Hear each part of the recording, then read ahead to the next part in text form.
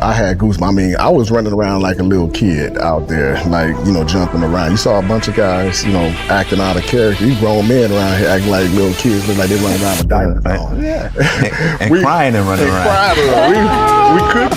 We just literally making history, and I was... You couldn't get too close to Dan because he was the most surgery. He was like this. He always like this. You couldn't run up on Dan too much because you shake his hand. Obviously, being on stage and celebrating was awesome. After that, they're like, hey, take the NFC trophy around the stadium and celebrate with your friends. And like TV production, it was a production, And of course, being the thespian that I am, I'm like, generate some tears, my G. He said, generate some tears. The year is 1998. The NFL is straddling two eras, one foot in the rugged defensive 90s, the other stepping into a more modern offensive one. The AFC's top force of the mid-90s, the Pittsburgh Steelers, were led by bruising back Jerome Bettis. Pete Carroll had risen from the defensive coordinator ranks and was now the head coach of the Patriots in the post-Bill Parcells era. And the Jaguars, only 3 years into existence, looked ready to challenge for the conference crown. But after 15 seasons and 3 Super Bowl losses, John Elway had finally gotten his ring.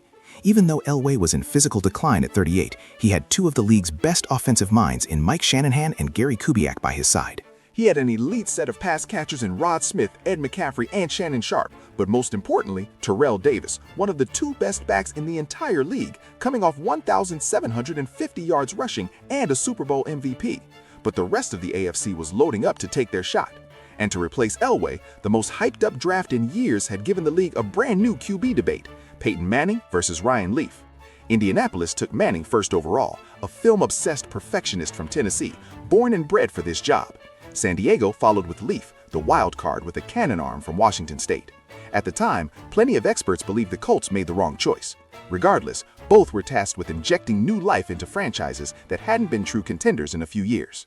Michigan's Charles Woodson was the reigning Heisman winner and went 4th to Oakland, but the Vikings made a decision that would shake the league to its core.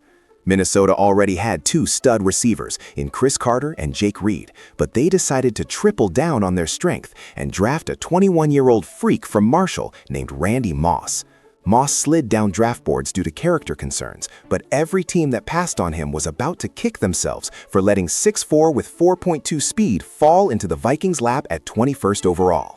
With halfback Robert Smith complementing the receivers, the Vikings assembled an offense that really had a chance to be something else, not to mention a good defensive unit anchored by Hall of Fame tackle John Randall.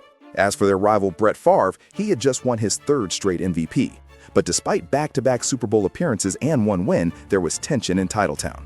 Head coach Mike Holmgren wanted full front office control, and Reggie White was nearing retirement. Favre's ability was not in question, but after losing to Denver in the Super Bowl, Green Bay was desperate to take back what they felt was theirs. They had also ended the 49ers season in the playoffs each of the past 3 years. San Francisco certainly didn't have time on their side either.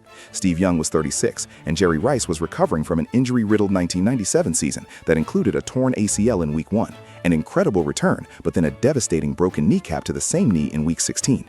Whether he would ever be the same was not yet known. Plus, Terrell Owens was emerging as perhaps their new #1 receiver. Down in Dallas, the 90s dynasty was no more, with Jerry Jones running the show. While Troy Aikman, Emmitt Smith, and Michael Irvin were still household names and very productive, they were past their prime, and the team had not been truly dominant since 1995. But Barry Sanders, taken 2 picks after Aikman in 1989 at 3rd overall, hadn't lost a step. He was coming off a 2,000-yard season in 97 that earned him co-MVP with Brett Favre, but remained stuck on a mediocre Detroit Lions squad. Elsewhere, Bill Parcells was rapidly rebuilding the Jets. After going from 1-15 in 96 all the way to 9-7 in Parcells' first year, they were thrown around as dark horse Super Bowl contenders. The Oilers were beginning their 2nd season in Tennessee and final one before rebranding as the Titans. The return of the Cleveland Browns was officially on the horizon, and a shakeup was occurring in the coaching ranks. The old-school grinders like Ditka and Parcells contrasted with the next generation of schemers like Shanahan and a young John Gruden, who was beginning his first year as head coach of the Oakland Raiders, setting the stage for one of the most pivotal seasons in NFL history. To begin the season, if anything, Terrell Davis looked even better than he did in 97. He posted 3 straight 100-yard games from weeks 2 to 4 as the Broncos trampled the Cowboys, Raiders, and Redskins. At September's end, Denver was 4-0, but Elway was set to miss some time with a hamstring. Meanwhile, in Indianapolis, the league's golden boy was learning some difficult lessons. In Week 1 against the Dolphins, Peyton threw 3 picks in a loss to his idol Dan Marino. By the end of September, he tossed 11 interceptions to just 3 touchdowns, but he was taking every mistake in stride. Ryan Leaf got off to a better start, winning his first 2 games. But after following that with 1 for 15 passing in Week 3, 2 losses and 6 interceptions, the narrative flipped, and it wouldn't be long before he sat the bench. But the biggest rookie story was not about either QB, but instead a receiver. In Week 1 against Tampa Bay, the alien-like Randy Moss caught 2 touchdowns on 4 catches. His combination of easy speed, grace, and height was something the league had really never seen. By the end of the month, the Vikings were 4-0 with an obviously electric offense. In Week 2 on Monday Night Football in Washington, Steve Young threw 3 touchdowns and the 49ers massacred the Redskins 45-10. Jerry Rice was looking healthy, but Madden 99 cover Garrison Hurst was ascending into a superstar running back, posting 325 yards and 3 touchdowns through 2 games. San Francisco started 3-0, but the NFC's other aging dynasty took a big hit when Troy Aikman suffered a broken collarbone in a Week 2 loss to Denver. However, the Atlanta Falcons became arguably the most intriguing team of the young season. Dan Reeves' squad started 2-1, and running back Jamal Anderson headlined the offense. But make no mistake, Barry Sanders was still considered the NFL's top back. The 30-year-old reigning co-MVP ripped off 185 yards and 3 scores in a Week 2 overtime loss to Cincinnati. Detroit was 3rd in the NFC Central. In the AFC East, head coach Jimmy Johnson had the Dolphins' defense in Super Bowl form, captained by future Hall of Fame linebacker Zach Thomas. They gave up 15, 7, and 0 points in the opening weeks and won all 3 games. But the Jaguars won their first 4 games. Tom Coughlin and company building on their 1997 as one of the AFC's most dangerous teams. To kick off October, Denver held both Philly and Seattle to 16 points. Terrell Davis averaged 165 yards per game on the ground and scored 8 touchdowns for the month, carrying the offense without Elway until Week 6. By the end of October, the Broncos were the only undefeated team remaining at 8-0 because Minnesota lost to Tampa Bay by 3 points in Week 9. Still, they were 7-1, averaging over 33 points per game, a crazy number in '98. Randall Cunningham, a 35-year-old who had come out of retirement a year earlier and was the backup until Brad Johnson got injured, was the potential MVP of the league. As for Moss, in Week 5 on Monday Night Football at Lambeau Field, he introduced himself to America, putting up 190 yards and 2 touchdowns in his national coming-out party. While Cunningham threw for 442 yards and 4 touchdowns, the Vikings were changing football. But Favre and the Packers began to stumble. They lost their first 2 contests in October, not only to the Vikings, but also a disappointment in Detroit, where Barry Sanders gashed them for 155 yards. However, they recovered, winning their next 2. On the West Coast, Steve Young was having one of the best statistical stretches of his career. The 49ers defense had taken a step back, but the offense put up high scores and wins against the Saints, Colts, and Rams. In New York, the Jets came back to life after an 0-2 start and an injury to starting quarterback Glenn Foley. His injury and poor play turned out to be a blessing in disguise. Parcells turned to backup quarterback Vinny Testaverde, and things began to click with a typically elite Parcells defense and Curtis Martin toting the rock. The Jets won 6 of their next 7, demanding respect. But many still did not take the Falcons seriously after the first month. By the end of October, though, everyone had to. Jamal Anderson was an automatic 100 yards, and quarterback Chris Chandler was having a career year at 33. The Falcons were 6-2, even if many were unsure they could hang with the Vikings or 49ers because of the perceived limitations of Chandler. Down in South Florida, the Dolphins' defense was the best in the NFL, the offense just good enough, and Marino still had a chance to get back to the Super Bowl. Miami was 5-3. But the craziest development of October didn't come from anyone expected to be a contender. It came from Buffalo. The Bills started the year with Rob Johnson at QB, but he kept getting banged up. So in Week 5, they turned to 5'10", 36-year-old former CFL MVP Doug Flutie. Surprisingly, Flutie ignited the 1-3 Bills. He stepped in Week 5, leading a win versus the Colts, then visited the undefeated Jaguars and delivered one of the best plays of the year. Down by 6 at the goal line with 18 seconds to go, Flutie faked the handoff and took it into the end zone himself, handing the Jags their first loss of the year. Flutie won every October game and had Buffalo at 5-3. Somehow, in the middle of '98, a season featuring Moss and TD, he might have been the most exciting player in football.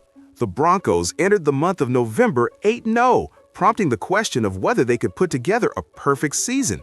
Terrell Davis had all but officially taken the title from Barry Sanders as the best back or even player in football. He was leading the league in rushing despite not even playing the fourth quarter some weeks. He carried Denver to massive wins throughout November. By the end of the month, they were 12-0, and Davis was already about to crack 1,600 yards rushing, destined to hit 2,000. The equivalent to Denver in the NFC was, of course, Minnesota. They dropped 31 on the Saints, 28 on the Packers, and 46 on the Cowboys to end the month in perhaps Randy Moss's most iconic game. Facing the Cowboys on Thanksgiving, Moss caught 3 passes for 163 yards and 3 touchdowns. This performance established Moss as the most exciting rookie since maybe Barry Sanders. By month's end, the Vikings were 11-1, with one of the greatest offenses in NFL history under offensive coordinator Brian Billick. But Atlanta was breathing right down their neck. They beat the Patriots, 49ers, Bears, and Rams to get to 10-2. The 41-10 win over New England solidified them as contenders and introduced an iconic touchdown celebration that would become known as the Dirty Bird. The ascension of the Falcons and Vikings made for a fascinating dynamic, predicting whether one of them or an established conference powerhouse like the Packers, Cowboys, or 49ers would win the conference. Because Jerry Rice had seemingly returned to full strength, in a Week 11 loss to Atlanta, he caught 10 passes for 169 yards and a touchdown. They followed that loss with 4 straight wins, though. And in the AFC East, 3 future Hall of Fame coaches were fighting for first place. Vinny Testaverde went from journeyman to star, and a functional offense was really all the Jets needed. In a Week 13 win against Carolina, they scored 48 points to get to 8-4. However, in Week 11, Peyton Manning completed his first signature comeback against the Jets, softening the blow of a rough Colts season with hope for the future. Still, New York, New England, Buffalo, and Miami were all within 1 game of each other in the division. The Broncos had not lost a game in 363 days, but in Week 15 at the Meadowlands, the 5'8 Giants stunned Denver in one of the most shocking upsets of the decade. Terrell Davis ran for 128 yards and a score, yet still lost 2016. Perfection was no more, but nobody panicked until the very next week when Miami punched Denver in the mouth on Monday Night Football. This time, Davis was bottled up for 29 yards on 16 carries, and Marino threw for 355 and 4 touchdowns in the final ever Elway Marino regular season bout. The Dolphins made a big statement, showing what their defense could do even against the league's most unstoppable rushing attack, and the Super Bowl favorites were teetering. But Week 17 brought opportunity to right the ship before the playoffs and gave Terrell Davis a chance at 2,000 yards. Against Seattle, he rushed for 178, finishing with 2,008, becoming just the 4th player in NFL history to hit the milestone and earning the 1998 MVP. They finished 14-2, the number 1 seed in the AFC. Meanwhile, the Vikings steamrolled everyone in December, 48-22 over the Bears, 38 on Baltimore, 50-10 over Jacksonville, and they finished the regular season in style, beating Tennessee 26-6. Cunningham finished as the MVP runner-up, throwing 34 touchdowns, 12 of which went to Chris Carter, and a rookie record 17 of which went to Moss on his way to Offensive Rookie of the Year.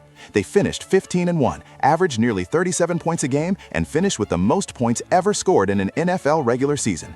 But the Falcons kept up with them the whole year, ending on a 9-game win streak with both a top 4 offense and defense.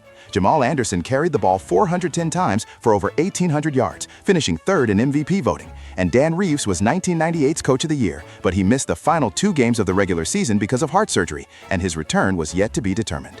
As for the Cardinals, they hadn't won a postseason game since 1947, and for the most part, they looked like the same old team. But in December, Arizona won their final 3 games by 3 points or less. At 9-7, they earned a wild card and a shot at their first important moment in 50 years. While the Jets capped off one of their best regular seasons ever, winning 10 of their last 11 en route to a division title. Testaverde threw for a franchise record 29 touchdowns, playing like an MVP in the final 2 months, feeding 2 1,000-yard receivers, and Curtis Martin nearly crossed 1,300 yards on the ground. They were the hottest team in the NFL. But Buffalo went 3-1 in their final 4 games, and Flutie was the comeback player of the year. The Bills, Dolphins, and Patriots all grabbed wild cards, meaning 4 out of 5 AFC East teams made the postseason, leaving Peyton Manning, his 28 interceptions, and the rest of the Colts roster as the odd men out. Their lone bright spot was Marshall Faulk, who totaled over 2,200 yards from scrimmage.